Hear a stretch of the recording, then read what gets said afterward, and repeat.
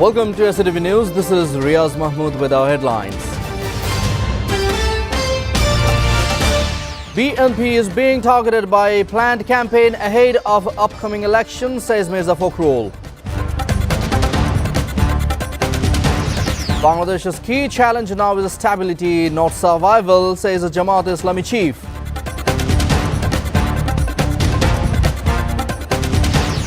Referendum is matter of national interest, says Rizwana Hassan, urges voters to back yes vote.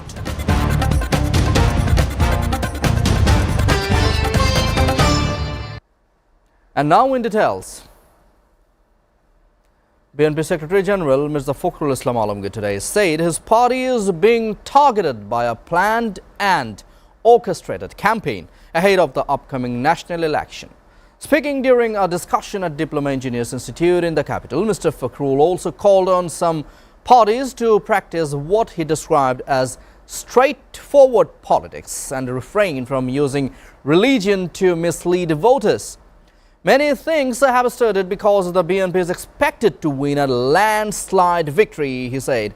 He added that the upcoming election would determine whether Bangladesh continued on a liberal democratic path or fell into the hands of what he termed extremist and anti-state forces. Besides, the BNP leader said he felt compelled to speak out because of what he described as propaganda being spread in various ways. With 23 days remaining before the election, he dismissed claims by some groups that the polls would not be allowed to take place. Referring to the Consensus Commission's reform proposals, Mr. Fakhrul claimed that issues lacking agreement had been included despite earlier understandings.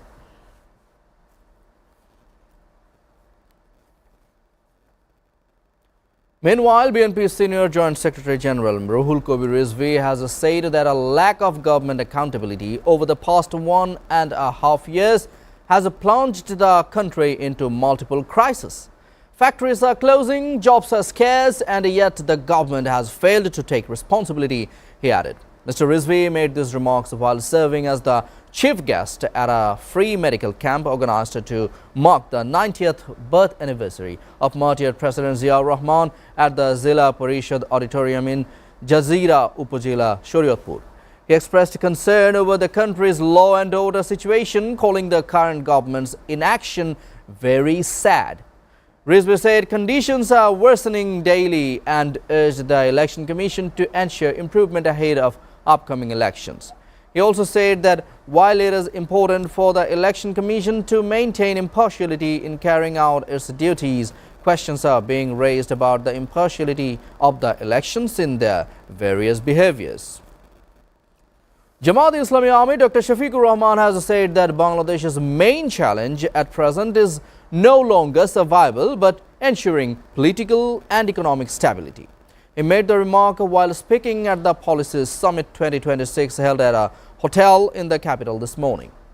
With the 30th parliamentary election scheduled for February 12, Dr. Shafiqur Rahman outlined Jamaat-e-Islami's proposed political and economic roadmap for what he described as a new and prosperous Bangladesh.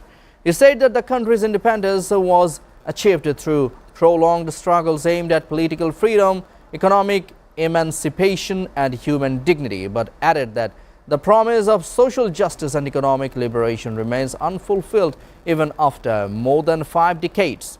Shafiqur blamed governance failures and authoritarian practices over the past 17 years of weakening democratic institutions, reducing accountability and shrinking civic space. He noted that in July 2024, public resistance, particularly by young people, re-emerged to reclaim rights and the future of the country. On the economy, he said that while growth has continued, job quality has deteriorated. Information and Broadcasting Advisor Syed Rizwana Hassan today said the forthcoming referendum is a matter of national interest and should not be viewed from partisan or personal perspectives.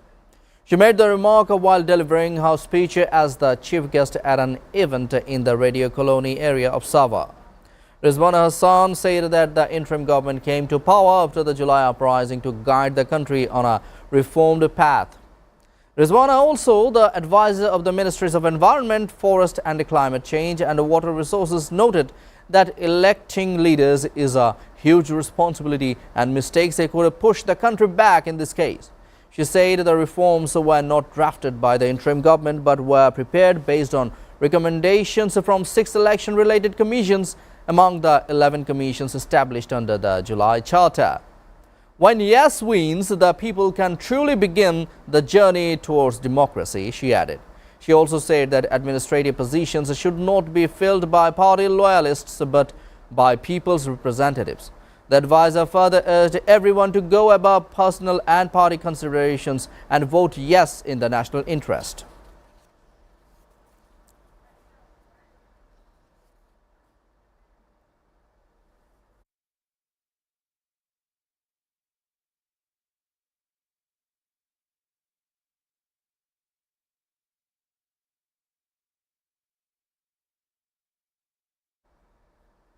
Today marks the final deadline for candidates to withdraw their nomination papers for the upcoming 30th National Parliamentary elections.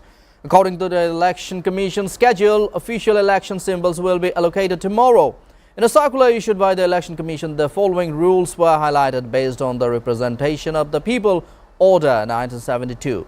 Once a withdrawal notice is submitted or a final party nomination is confirmed, it cannot be cancelled or revoked under any circumstances. Candidates will be permitted to begin their formal election campaigns from Thursday, January 2020.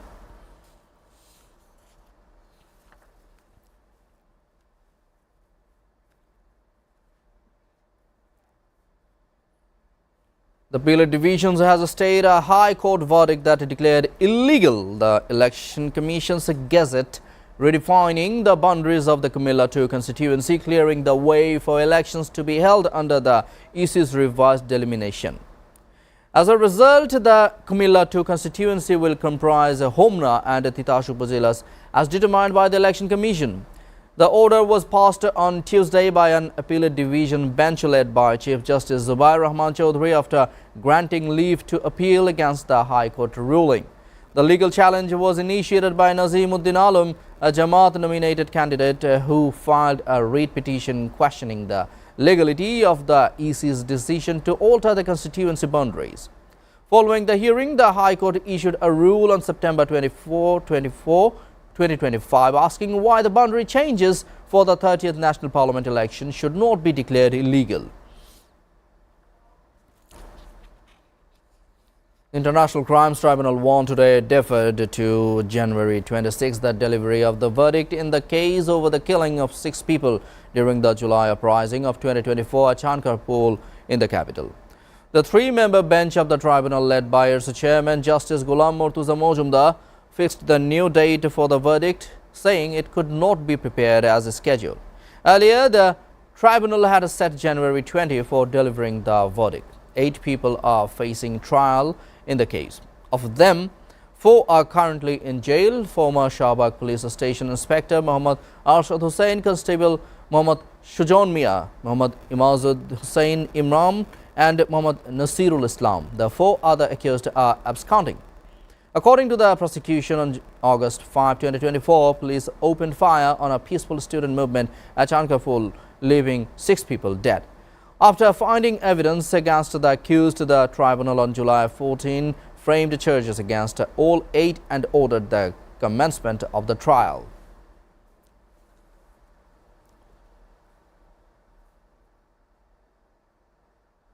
Viewers, we're taking a short break. Stay with us.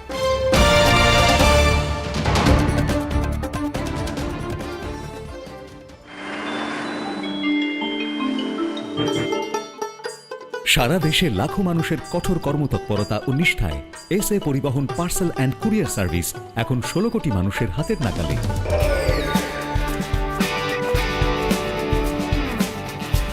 দীর্ঘ 30 বছর ধরে বিশ্বস্ততা ও দ্রুততার সাথে সেবা দেওয়ায় গ্রাহক সেবায় এখন শীর্ষে। বাংলাদেশে গ্রাহক সেবার সাফল্যের পর এসএ পরিবহন পার্সেল অ্যান্ড কুরিয়ার সার্ভিস এখন বিশ্ব বাণিজ্য কেন্দ্র সিঙ্গাপুরে। আপনার যে কোনো পণ্য সিঙ্গাপুর থেকে বাংলাদেশে বুকিং এর জন্য যোগাযোগ করুন SA পরিবহন private limited, logistics, parcel and courier service, 22 Roberts lane,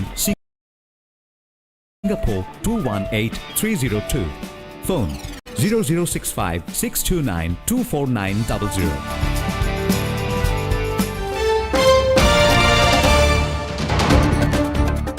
Welcome back. You are watching SATV News. Now, news from abroad. US President Donald Trump on Monday said the United States would talk about acquiring Greenland at this week's Davos World Economic Forum because Denmark cannot protect the territory. He also said NATO has been warning Denmark for about 25 years. They have been warning Denmark about the Russian threat, and it's not only Russia, it's also China. Trump told reporters on Monday in Florida before he boarded a flight back to Washington, D.C. He also expressed a disregard for the Nobel Peace Prize late on Monday, saying that he cared more about saving lives when asked about a message he wrote regarding his position on Greenland. What do you plan to say to European leaders in Davos when they push back on your Greenland plan? Well, I don't think they're going to push back too much. Look, we have to have it. They have to have this done. The Saudi-backed Yemeni government accused the United Arab Emirates on Monday of running a secret prison at an airbase near the South Yemeni port city of Mukalla, fueling tensions in a deepening row between the two Gulf oil states. The allegations were made by Salem al-Khanbashi, the governor of the eastern Yemeni province of Hadramaut, during a rare media trip arranged by the Saudi government. Al-Khanbashi told a televised news conference that necessary measures would be taken against the UAE and the head of Yemen's main separatist group, the STC, who the Saudi-led coalition in Yemen alleged had been spirited out of Yemen by the UAE. However, UAE on Tuesday categorically rejected allegations that weapons, explosives and so-called secret prisons linked to the UAE had been discovered at an airport in Yemen. In a statement carried by the Emirates news agency, the Ministry of the Defense said the claims made at a press conference by Hadramaut Governor Salem al-Khanbashi were false and misleading and lacked any evidence of actual basis. Turkish President Tayyip Erdogan said on Monday that the deal reached between the Syrian government and Kurdish forces after days of fighting must be implemented swiftly, including the full integration of Kurdish fighters into Syria's armed forces. Speaking after a cabinet meeting, Erdogan said Turkey would not allow any attempts to sabotage efforts to achieve peace and stability in Syria at a time when Syrians were longing for peace following years of conflict, adding the period of terror in the region was now over. He praised the Syrian government for what he said was a very meticulous operation in the country's northeast and added that the Turkish government would continue to work toward its goal for a terror-free Turkey and region. Regarding Iran, he said that he hoped the Iranian government would overcome what he called a period filled with traps through dialogue and diplomacy. Haklıyken haksız duruma düşecek eylemlerden Australia passed new laws on Tuesday to enable national gun buyback and tighten background checks for gun licenses in response to the country's worst mass shooting indicates at a Jewish festival last month. The bill passed the Senate on Tuesday night 38 to 26 after earlier passing through the House of Representatives. The Labour government passed the measure through the upper house with the support of the Greens party, despite being opposed by Conservative lawmakers. The new measures would establish the largest national gun buyback scheme since one implemented after a massacre in 1996 in Tasmania's Port Arthur, where a lone gunman killed 35 people. As teller for the ayes and Senator Askew as teller for the noes. US President Donald Trump has invited Belarusian President Alexander Lukashenko to join his board of peace, the Belarusian Foreign Ministry said on Monday. Lukashenko had welcomed the invitation, said Ruslan Varankov, a spokesman for the ministry. The board would be chaired for life by Trump and would start by addressing the Gaza conflict and then be expanded to deal with other conflicts, according to a Reuters report. The U.S. has invited 60 countries to join the Board of Peace.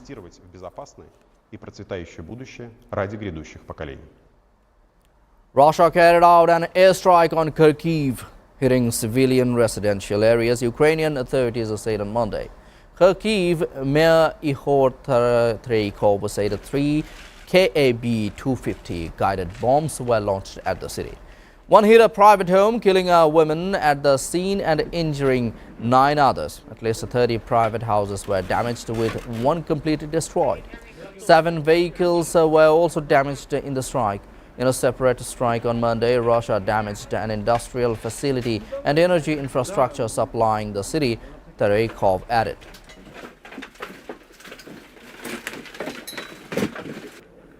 Bulgarian President Rumen Radev tendered his resignation to the country's constitutional court on Tuesday, fueling speculation that he will form his own political party to run in upcoming parliamentary elections.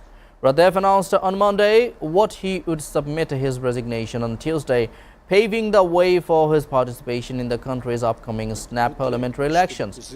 Vice President Ilyana Iotova shall assume the powers of the president for the remainder of the term of office. Radev, who has expressed skepticism about Bulgaria's recent move to join the euro and has taken Kremlin-friendly positions on the war in Ukraine, was elected president in 2016 and again in 2021.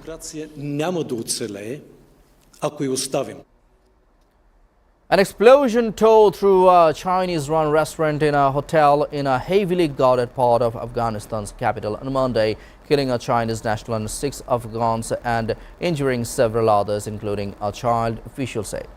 The restaurant was in the commercial Shahr-e-Nau neighborhood of Kabul that includes office buildings, shopping complexes and embassies, police spokesperson Khalid Zardran said. The Chinese restaurant was jointly run by a Chinese Muslim, Abdul Majid, his wife and Afghan partner, Abdul Jabbar Mahmood, and served the Chinese Muslim community, Jadran said. On Chinese national identified as Ayub and 6 Afghans were killed in the blast, which occurred near the kitchen, while several others were injured, Jadran added. Meanwhile, militant group IS claimed responsibility for the blast.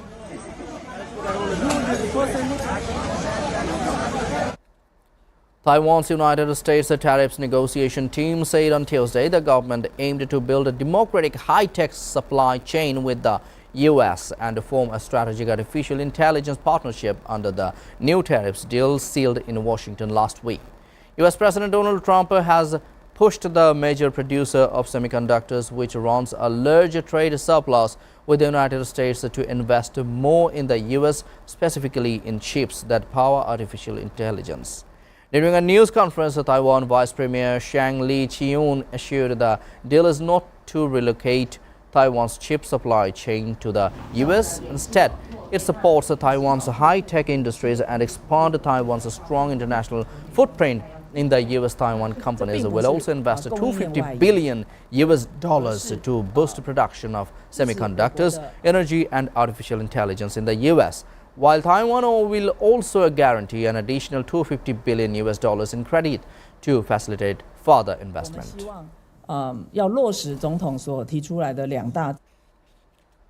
13 school children have died in South Africa after the minibus they were traveling in collided with a lorry south of the city of Johannesburg. The crash occurred on Monday morning at around 7 a.m. local time in Vanderbijela Park, the local education authority said. 11 students died at the scene, while 2 succumbed to their injuries later on. 2 other pupils remain in critical condition. The minibus driver crashed into the lorry after attempting to overtake 2 vehicles, police spokesperson Mavela Masondo said. Emergency teams worked at the crash site on Monday as investigations continued into the circumstances of the collision. President Cyril Ramaphosa offered condolences to the families, teachers and friends of the victims. Before ending, we go through the headlines again. BNP is being targeted by planned campaign ahead of upcoming elections, says Mirza Fakhrul. Bangladesh's key challenge now is stability, not survival, says Jamaat-e-Islami chief.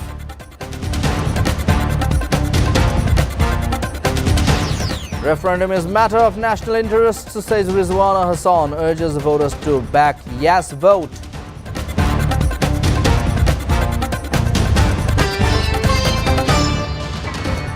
You are updated with our top stories so far here on SATV, and to know the latest news, visit www.satv.tv. Stay with SATV.